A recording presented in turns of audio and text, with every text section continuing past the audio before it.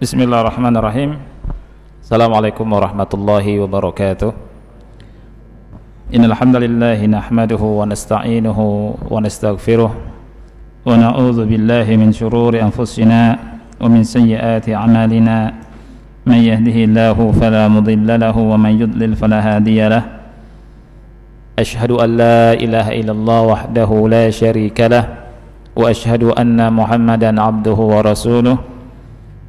يا أيها الذين آمنوا اتقوا الله حق تقاته ولا تموتن إلا وأنتم مسلمون يا أيها الناس اتقوا ربكم الذي خلقكم من نفس واحدة وخلق منها زوجها وبث منهما رجالا كثيرا ونساء واتقوا الله الذي تساءلون به والأرحام إن الله كان عليكم رقيبا يا أيها الذين آمنوا اتقوا الله وقولوا قولا سديدا يصلح لكم أعمالكم ويغفر لكم ذنوبكم ومن يطع الله ورسوله فقد فاز فوزا عظيما أما بعد فإن أصدق الحديث كتاب الله وخير الهدي هدي محمد صلى الله عليه وعلى آله وسلم وشر الأمور محدثاتها فإن كل محدثة بدعة وكل بدعة ضلالة وكل ضلالة في النار. أحبتي في الله إخواني وأخواتي في الله rahimani wa rahimakumullah. Pada kesempatan yang mulia ini, alhamdulillah, setelah memuji Allah kemudian bersalawat untuk Rasul kita yang kita cintai, Nabi Muhammad sallallahu alaihi wasallam, maka kita hendaknya selalu ingat bahwa amalan yang mendekatkan diri kita kepada Allah dan jalan menuju surga adalah thalabul ilmi syar'i. Rasul yang mulia alaihi salatu wasallam bersabda dalam hadis yang diriwayatkan oleh Imam Muslim dari Abu Hurairah radhiyallahu an, "Wa man salaka tariqan yaltamisu fihi ilman sahalallahu lahu bihi tariqan ilal jannah." Barang siapa yang berjalan pada sebuah jalan dalam rangka menuntut ilmu, maka Allah mudahkan menuju ke surga. Kita bersyukur ikhwati fillah rahimani rahimakumullah, di mana dalam kesempatan yang mulia ini kita bisa kembali duduk di majelis yang mulia ini untuk sama-sama mengamalkan apa yang Rasul kita alaihi salatu wasalam perintahkan dan wajibkan, apa yang Allah dan Rasulnya wajibkan. Rasul bersabda, "Talabul ilmi faridatun ala kulli muslimin." Menuntut ilmu itu merupakan sebuah kewajiban atas setiap muslim. Dan menuntut ilmu, pahala yang Allah siapkan bagi orang yang menuntut ilmu itu sangat besar sekali. Sampai Al-Imam Al-Hasan Al-Basri rahimahullah berkata, "Babun minal ilmi yata'allamuhu al-mar'u khairun lahu minad dunya wa ma fiha." Satu bab ilmu yang dipelajari oleh seseorang lebih baik daripada dunia beserta isinya. Ikhwati fillah rahimani wa rahimakumullah. Kita akan lanjutkan pembahasan yang ke-34, pelajaran yang ke-34 tentang haqqud dakwah.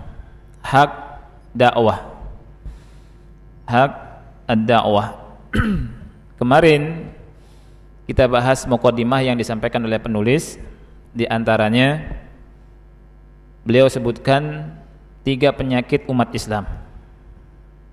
3 penyakit umat Islam. Siapa yang masih ingat? Ada 3 penyakit. Penyakit ini kronis. Ya, penyakit yang ada pada umat Islam. Ya, Raihan paham atau ingat Farhan? Yang pertama penyakit az-zul wal hawan. Az-zul wal hawan, ya, kehinaan. Yang kedua at-tafarruqu wal ikhtilaf, yakni kaum muslimin berpecah-pecah, berselisih. Ini penyakit. Penyakit yang ketiga adalah apa? Iya, apa? Kerusakan. Sahih. Kerusakan disebabkan karena fikrah takfir. Ya, adanya pemikiran yang menyimpang. yakni fikratut takfir, mudah mengkafirkan dengan takfir yang sembarangan, serampangan. Karena kata ulama, minat takfiri ila tafjir, awalnya mengkafirkan, berikutnya pengeboman. Pengeboman yang terjadi di negeri-negeri Islam, ya, dan di negeri-negeri yang lainnya disebabkan oleh sebagian dari saudara kita kaum muslimin, disebabkan karena fikrahnya menyimpang. Dengan adanya fikrah takfir, pengkafiran tanpa ilmu, kemudian pengeboman, kemudian hal itu akan membuat ghiyabul amni, kata ulama. Tidak ada keamanan.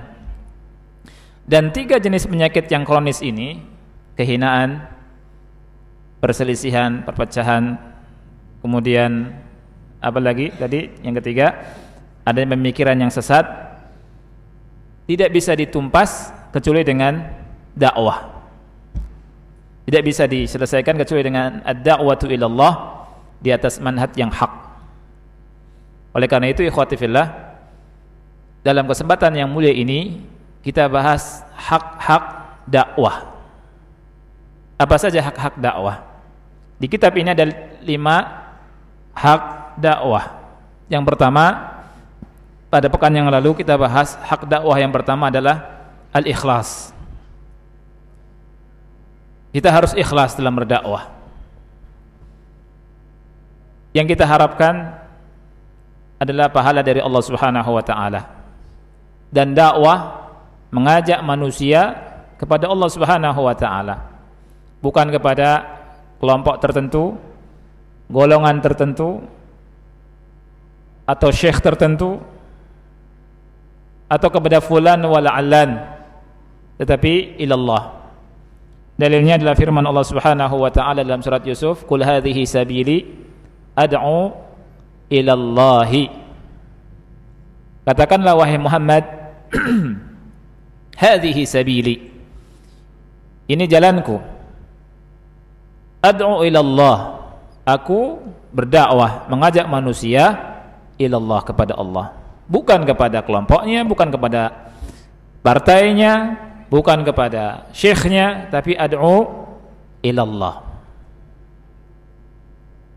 Gak penting bagi kita manusia bagaimana setelah itu, yang penting dia tunduk dan mentauhidkan Allah Subhanahu wa taala, taat kepada Allah Subhanahu wa taala, menjadi hamba yang soleh. Ini berhasilnya dakwah seperti itu. Ada sebagian kita salah memahami, kalau sudah masuk ke kelompok saya, misalkan partai saya atau kelompok saya, berarti dakwahnya berhasil. Ya, kalau belum masuk, belum berhasil dakwahnya. Ini enggak benar. Ya, sekali lagi, sebagian orang memahami ketika berhasil mengajak kepada organisasinya atau partainya, berarti dakwahnya berhasil. Walaupun dia enggak ngerti tauhid, enggak ngerti tata cara wudu, enggak ngerti tata cara sholat, dan seterusnya. Ini tidak benar sama sekali. Jadi ikhwati fillah rahimani rahimakumullah, hak dakwah yang pertama adalah al-ikhlas, ikhlas karena Allah Subhanahu wa taala. Hak dakwah yang kedua, an yaqumu biha ala ilmin. Hendaknya mereka melakukannya di atas ilmu. Di atas ilmu. Bukan modal teriak di atas mimbar, yang penting suaranya kenceng, bisa teriak. Bukan modal retorika, ya. Dan bukan modal berani dakwah itu. Bukan modal semangat saja, tetapi an yakumu biha ala ilmin, berada di atas ilmu. Apa dalilnya? Dalilnya surat Yusuf ayat 108 juga. Mari kita perhatikan sama-sama. Allah yang mulia, Allah Subhanahu wa ta'ala berfirman, "Qul," katakan wahai Muhammad, "Hadhihi sabili," ini adalah jalanku. Ini adalah jalanku. Baik, bagaimana jalannya Nabi Muhammad sallallahu alaihi wasallam? Ad'u ila Allah, aku berdakwah, mengajak manusia kepada Allah, ala basiratin, di atas basirah, di atas ilmu, di atas pengetahuan, di atas dalil, di atas ilmu, burhan. Jadi ikhwati fillah rahimakumullah, kalau kita ingin berada di jalan dakwah yang benar, perhatikan ayat yang mulia ini. Yang pertama ikhlas, yang kedua dakwah itu dibangun di atas ilmu. Kata Rasul, ana waman, kata Allah, maaf, ana waman ittaba'ani, ana waman ittaba'ani, katakan wahai Muhammad, aku dan orang-orang yang beritibak kepadaku itu demikian. Berdakwah, mengajak manusia kepada Allah di atas ilmu, bukan ngarang-ngarang, bukan modal teriak, bukan modal retorika, bukan modal yang penting manusia bisa nangis, bukan modal yang penting manusia gimana caranya ketika hadir bisa ketawa dari awal sampai akhir penutupan. Bubar habis itu cengar-cengir, ketawa kesana kemari, gimana, oh tadi masya Allah enak ustadznya, ya, bisa bikin ketawa. La, ala basiratin, di atas ilmu. Ana wa man ittaba'ani, aku dan orang-orang yang mengikutiku. Kemudian dalil yang lain, surat At-Taubah ayat 122. Allah berfirman, "Falaula nafara min kulli firqatin minhum ta'ifatun liyatafaqahu fid dini wa liyunziru qaumahum idza raja'u ilaihim la'allahum yahdharun." Ayat yang mulia ini ikhwati fillah, kita menjumpai bahwa dakwah itu dibangun di atas ilmu. Coba lihat, perhatikan ayat yang mulia ini. Kata Allah, "Falaula nafara min kulli firqatin minhum ta'ifah." Mengapa tidak ada dari setiap golongan dari mereka ta'ifatun, beberapa orang, yang ada liyatafaqahu fiddin, untuk belajar agama, mendalami agama, bertafakuh fiddin. Kemudian kata Allah, liyunziru qaumahum, agar memberikan peringatan kepada kaum mereka apabila kembali kepada mereka, agar supaya mereka yahdharun, takut. Di dalam ayat yang mulia ini ikhwani fillah, Allah sebutkan tafakuh fiddin dulu, kemudian inzar. Liyatafaqahu fiddin wal yunziru qaumahum, agar mereka tafakuh agama dulu, baru memberikan inzar.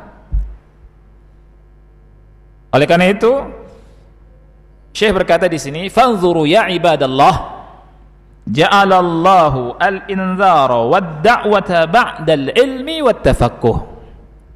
Wahai hamba-hamba Allah, maka lihatlah, Allah Subhanahu wa taala menyediakan al-inzar, peringatan, wad-da'wah, dan dakwah, ba'dal ilmi wat-tafaqquh, setelah berilmu dan setelah belajar. Setelah berilmu dan setelah belajar.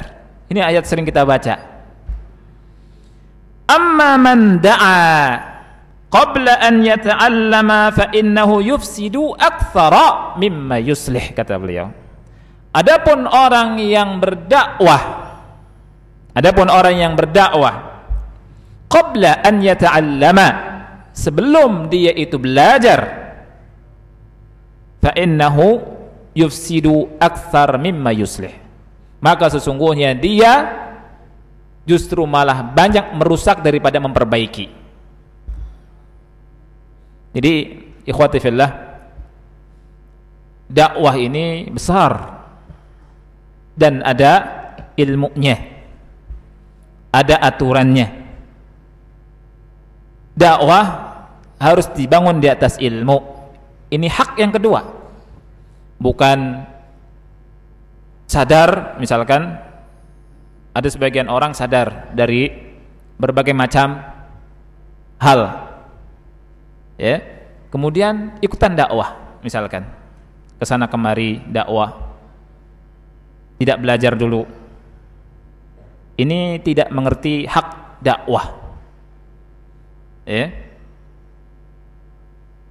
Bahkan lebih parahnya, dakwah ke sana kemari tidak mengerti mana maratib, ya, derajat kewajiban. Dengan bangganya ada seorang yang berkata, saya keliling berdakwah ke sana kemari, meninggalkan kampung halaman dan meninggalkan ibu saya yang sedang sakit demi mendapatkan rahmat Allah dengan berdakwah. Ya, ini musibah.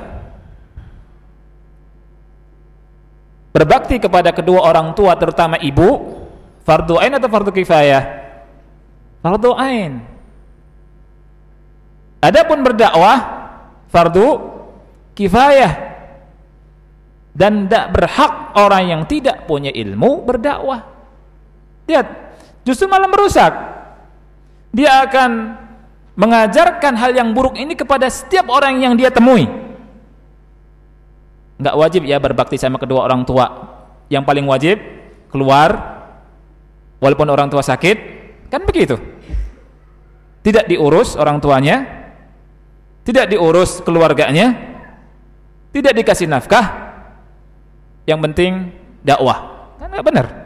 Oleh karena itu betul kata ulama, amma man da'a, adapun orang yang berdakwah qabla an yata'allama, sebelum dia belajar, fa innahu yufsidu aktsar mimma yuslih, maka dia akan banyak merusak daripada memperbaiki. Karena ikhwan fillah, kerusakan yang ada itu disebabkan karena tidak ada ilmu.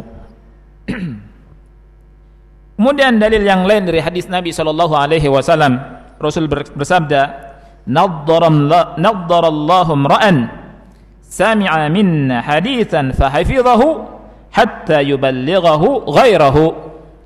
Hadis sahih riwayat Abu Dawud.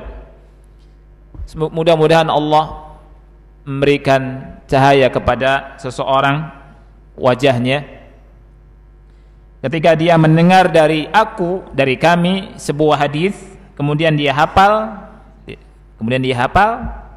kemudian dia sampaikan kepada yang lainnya. Lihat, menyampaikan kepada yang lainnya ketika mendapatkan hadis, ketika mendengarnya dan menghafalnya, baru setelah itu dia menyampaikan. Al-ilmu qabla al-qaul wal amal. Berilmu dulu sebelum berkata dan beramal.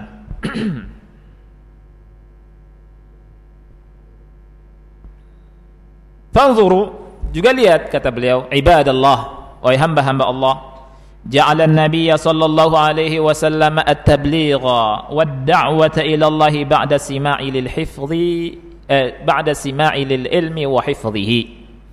Rasul sallallahu alaihi wasallam menjadikan dakwah dan tabligh itu setelah mendengar hadis dan setelah menghafalnya, baru kemudian dakwah. Kemudian juga Rasul sallallahu alaihi wasallam ketika mengutus Mu'adz bin Jabal ke Yaman dan Abu Musa al-Asy'ari ke Yaman, itu dakwah ke Yaman, mereka dibekali ilmu dulu oleh Rasul sallallahu alaihi wasallam, bukan sekedar berangkat dakwah. Ya, tidak, tapi berilmu dulu.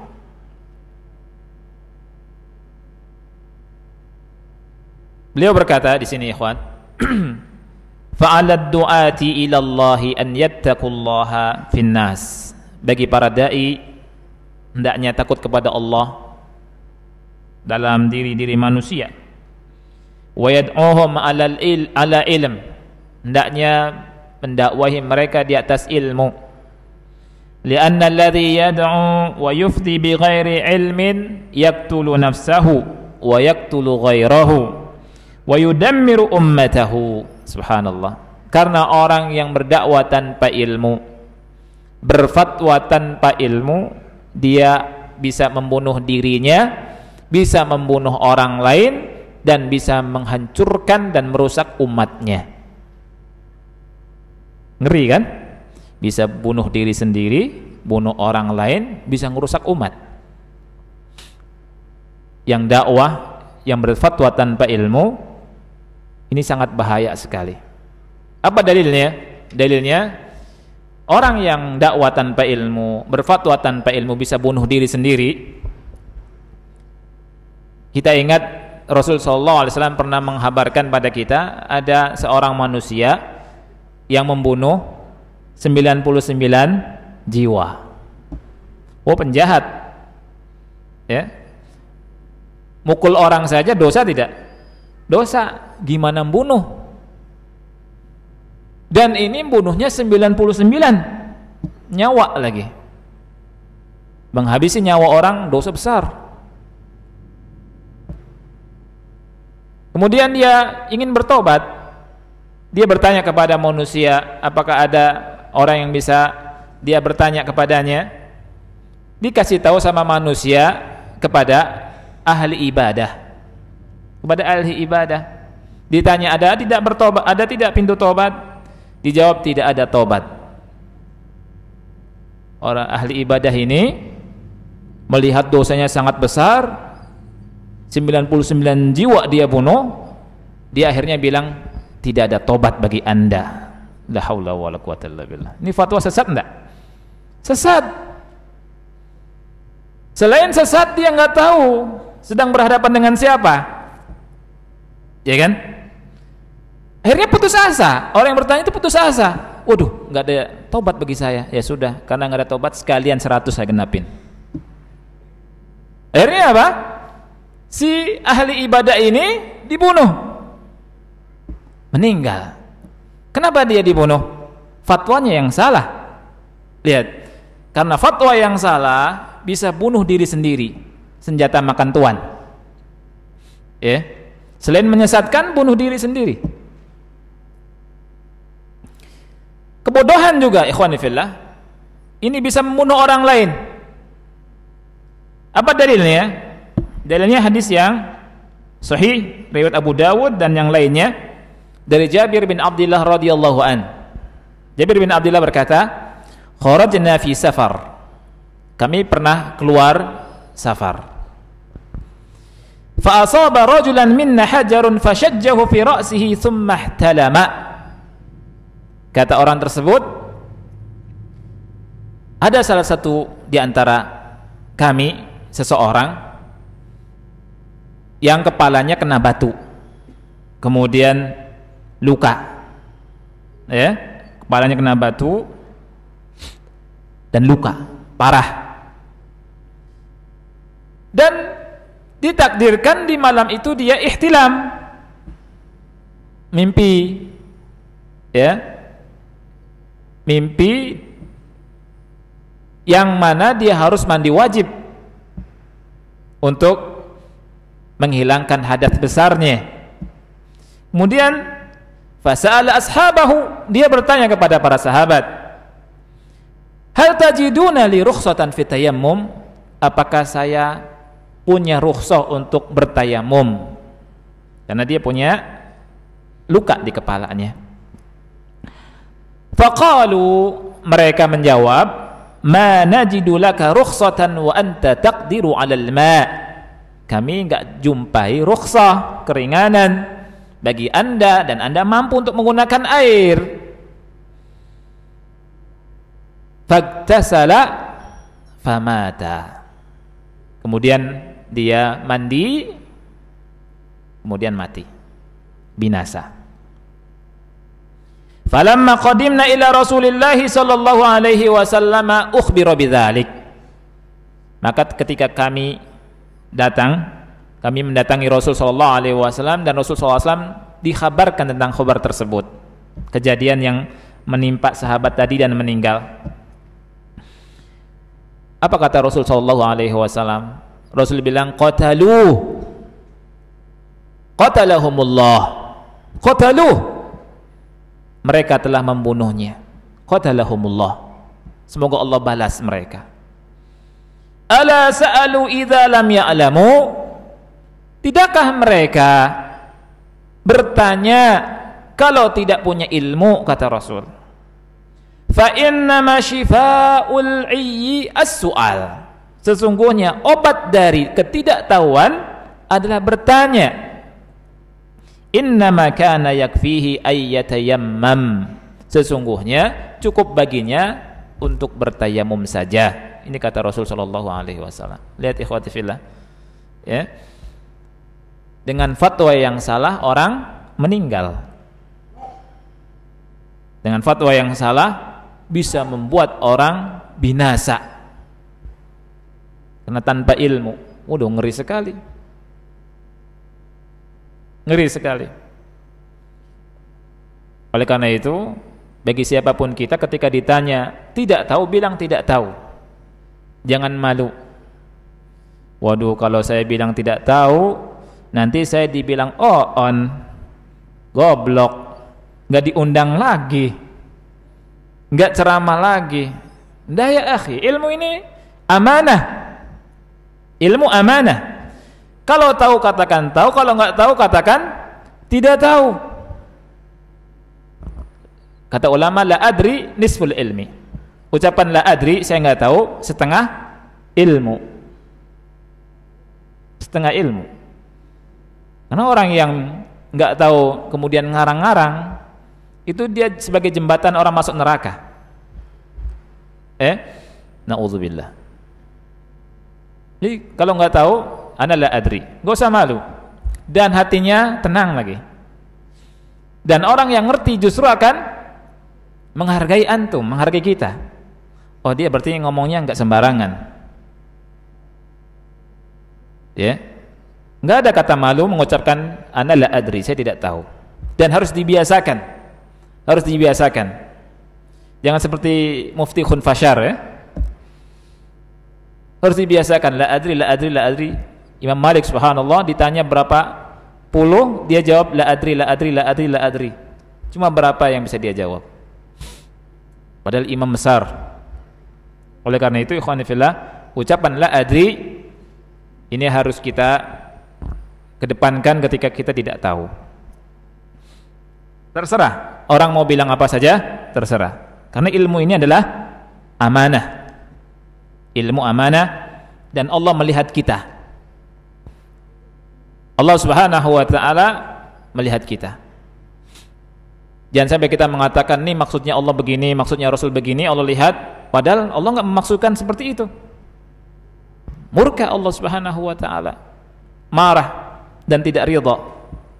Oleh karena itu ikhwati fillah, kalau kita tidak memiliki ilmu, hendaknya jangan berfatwa tanpa ilmu, dan apabila ditanya tidak tahu, maka jangan malu kita mengucapkan tidak tahu.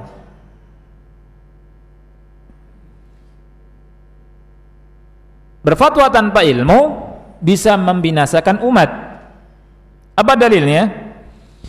Dalilnya adalah hadis sahih riwayat al-Imam al-Bukhari dan Muslim. Qala sallallahu alaihi wasallam, "Innallaha la yaqbidul ilma intiza'an yantazi'uhu minal ibad." Sesungguhnya Allah Subhanahu wa taala tidak mengambil ilmu begitu saja dari hamba-hamba. Walakin yaqbidul ilma biqabdil ulama.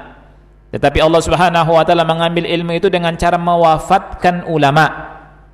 Hatta idza lam yubki 'aliman ittakhadha an-nasu ru'usan juhala. Sehingga apabila tidak ada seorang alim pun, tidak ada orang yang berilmu, maka manusia mengambil orang-orang bodoh sebagai pemimpin mereka. Jadi pemimpinnya orang-orang bodoh. Apa yang terjadi? Fasu'ilu, mereka ditanya, fa'aftau bighairi ilmin, maka tentunya mereka berfatwa tanpa ilmu. Fadallu wa adallu, mereka sesat dan menyesatkan.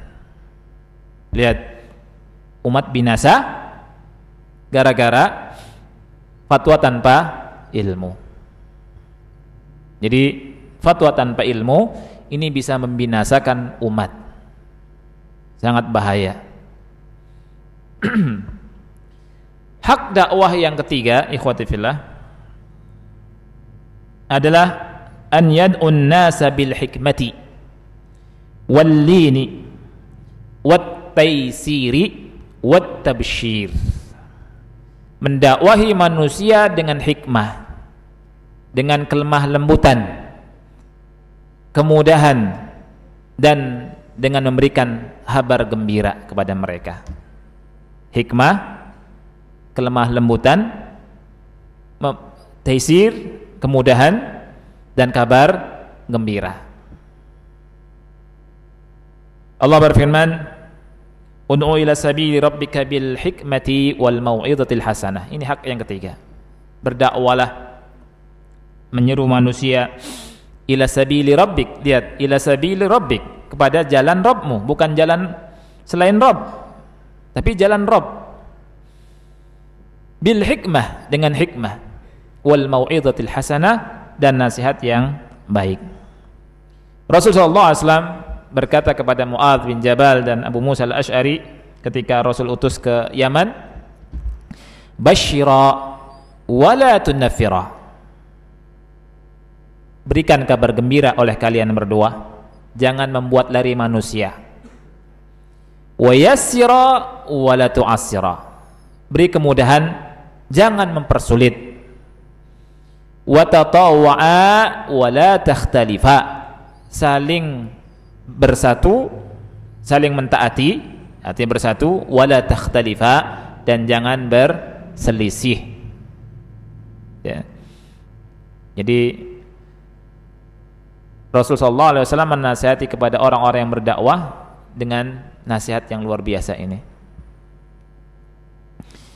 Dan berdakwah, ikhwati fillah, itu dengan lemah lembut, jangan kasar. Karena kalau kasar itu manusia lari. Di dalam surat Ali Imran ayat 159 Allah berfirman, "Fabima rahmatin minallahi lintalahum." Dengan sebab rahmat Allah, Anda wahai Muhammad berlemah lembut dengan mereka, kepada para sahabat. Kata Allah, "Walau kunta faddan." Kalau Anda kasar, ghalidhal qalbi, keras hati, apa kata Allah? "Lan faddu min hawlik." Niscaya mereka akan lari dari Anda. Dan faddu min hawlik. Dakwah ini berat. Oleh karena itu jangan diperberat juga dengan kasar, dengan lin, lemah lembut. Nabi Musa dan Nabi Harun Allah perintahkan berdakwah kepada Fir'aun manusia yang paling bejat? Enggak ada yang paling bejat kecuali Fir'aun kan? Bahkan aku Tuhan lagi. Ana rabbukumul a'la. Allah katakan kepada Nabi Musa dan Harun, idhaba ila fir'auna innahu tagha faqula lahu qawlan layyina la'allahu yatadhakkaru aw yakhsha. Pergilah wahai Musa dan Harun kepada Fir'aun, dia melampaui batas. Faqula lahu, ucapkanlah kepadanya qawlan layyina, dengan perkataan yang lemah lembut. La'allahu yatadhakkaru aw yakhsha. Mudah-mudahan dia ingat dan takut. Ikhwati fillah, Allah tahu enggak kalau Fir'aun enggak mau beriman? Allah tahu. Tapi tetap Allah perintahkan Nabi Musa alaihi salatu wasallam dan Nabi Harun untuk berkata lemah lembut di depan Fir'aun. Ada hikmah yang besar di sini, bahwa kita harus berlemah lembut, menggunakan uslub cara lemah lembut ketika berdakwah. Ya. Ngajak salat dengan lemah lembut, ayo salat. Kita menghadap Allah, ya. Jangan yang enggak salat dimarahin. Lari orang. Ada orang melakukan kemungkaran, langsung datang mencak-mencak, ya, dimaki-maki. Seperti yang di YouTube ada tuh. Waduh, enggak ngeri tuh. Ya. Masa dakwah mencak-mencak, nyaci maki orang, ente semua goblok, bodoh. Ahlul bid'ah misalnya gitu. Betul itu bid'ah, tapi orang mau nggak dibilang ahlul bid'ah? Nggak suka, apalagi kasar. Ya, dengan lemah lembut. Fabima rahmatin minallahi linta lahum walau kunta faddan ghalidhal qalbi lam faddu min hawlik. Yang keempat, ikhwati fillah, di antara hak dakwah adalah an yatakhallaqu fi da'watihim bil akhlaqil hasanah, ay ya'malu bi ilmihim amama an-nasi wa la yukhalifu bi fi'lihim aqwalahum fa inna hadha min aqbahil akhlaq. Hendaknya berakhlak dengan akhlak yang mulia, dengan akhlak yang baik.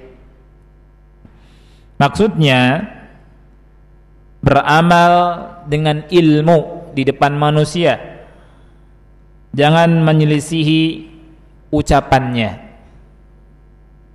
Ketika ngomong baik, ayo sholat subuh, dianya bangunnya jam 7. Ayo berjamaah ke masjid, dianya sholat di rumah. Manusia itu gimana? Ini ngomong aja ini orang, kan gitu. Ya. Jadi berakhlak dengan akhlak yang mulia. Allah berfirman dalam surat Hud ayat yang ke-88 tentang perkataan Nabi Syuaib, wa ma uridu an ukhalifakum ila ma anhaakum anhu in uridu illa al-islaha mastata'tu wa ma taufiqi illa billah alaihi tawakkaltu wa ilaihi unib. Dan aku tidak ingin menyelisihi kalian dari apa yang aku cegah. In uridu illal islah mastata'tu. Aku tidak menginginkan melainkan ingin perbaikan. Mastata'tu, sesuai dengan kemampuanku. Wa ma taufiqi illa billah. Alaihi tawakkaltu wa ilaihi unib. Ini perkataan Nabi Syuaib. Dan Allah Subhanahu wa taala berfirman di surat Al-Baqarah ayat yang ke-44, "Atamuruna an-nasa bil birri wa tansawna anfusakum wa antum tatluna al-kitab afala ta'qilun." Apakah kalian memerintahkan manusia berbuat baik sedangkan kalian lupa diri kalian dan kalian membaca Alkitab. Afala ta'qilun, tidakkah kalian berakal? Kemudian di surat Shaf ayat yang kedua dan 3 Allah berfirman, ya ayyuhalladzina amanu lima taquluna ma la taf'alun, wahai orang-orang yang beriman, kenapa berkata sesuatu yang tidak kalian perbuat? Kabura maqtan indallahi an taqulu ma la taf'alun, sangat besar kebencian Allah Anda berbicara sesuatu yang tidak Anda lakukan. Dan di akhirat kelak, ikhwan fillah, Rasulullah SAW menghabarkan kita tentang orang yang berdakwah tapi tidak mengamalkan apa yang dia ucapkan. Kata Rasulullah SAW dalam hadis yang sahih Bukhari dan Muslim, yu'ta birrajuli yaumal qiyamah fayulqa fin nari fatandaliku aktabuhu, pada hari kiamat ada seseorang yang dilemparkan di neraka, kemudian ususnya keluar berantakan. Na'udzubillah. Fayaduru kama yadurul himaru birahah, dia mutar-mutar di neraka seperti keledai mutar-mutar di penggilingan tepung. Fatajtami'u ahlun nari alaihi, kemudian penduduk api neraka berkumpul menemui dia. Fayaqulun ya fulan ma sya'nuk, wahai fulan, kenapa, ada apa?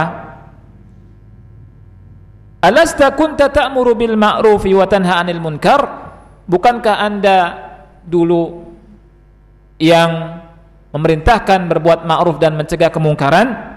Fayaqul, dia berkata, kuntu amurukum bil ma'ruf wal ati wa anhaakum 'anil syarri wa ati. Betul, aku dahulu memerintahkan kalian berbuat kebaikan tapi aku tidak melakukannya, dan aku dahulu mencegah kalian dari kemungkaran tetapi aku melakukannya. Ini azab yang Allah berikan kepada orang yang tidak mengamalkan apa yang diucapkan. Jadi hak yang keempat adalah apa? Berakhlak dengan akhlak yang mulia. Yang terakhir, yang kelima, ay yasbiru ala da'watihim wa la yasta'jilu, sabar dalam berdakwah dan jangan istijal, jangan terburu-buru, jangan ingin cepat dapat hasil, jangan ingin cepat dapat hasil, jangan terburu-buru, jangan ingin orang dinasihati sekarang langsung berhasil. Ada alhamdulillah, tapi kalau tidak, bersabar, jangan buru-buru, ya. Apalagi mendakwahi orang yang dalam kekufuran atau dalam bid'ah yang sudah karatan, ya. Ini harus bersabar, sabar. Allah berfirman di surat Al-Ahqaf ayat 35, fasbir kama sabara ulul azmi minar rusuli wala tasta'jil lahum, sabarlah sebagaimana sabarnya ulul azmi dari kalangan rasul. Siapa ulul azmi? Siapa yang bisa jawab? Yang depan sini. Ulul azmi dari kalangan rasul siapa? Ya? Ya? Sahih. Terus Ibrahim, Musa, Isa, ahsan, barakallahu fiik. Ya, Nabi Nuh, Ibrahim, Musa, Isa, Nabi Muhammad sallallahu alaihi wasallam. Allah berfirman, fasbir kama sabara ulul azmi minar rusul wa la tasta'jil lahum, jangan terburu-buru, jangan gesa-gesa. Iya. Kemudian juga ikhwati fillah, nyuruh keluarga juga harus sabar. Perhatikan surat Toha ayat 132. Allah katakan, wa'mur ahlaka bis-salati wastabir 'alaiha la nas'aluka rizqa nahnu narzuquk wal 'aqibatu littaqwa. Ini bagi orang tua harus perhatian ayat yang mulia ini. Allah berfirman, wa'mur ahlaka bis-shalah. Perintahkan keluargamu, istri terutama dan anak-anak untuk apa? Salat. Wastabir 'alaiha, dan bersabar di atasnya. Kata Allah, la nas'aluka rizqa. Kami enggak minta rizki dari Anda. Justru nahnu narzuquk, kami yang kasih rizki. Lihat ikhwati fillah.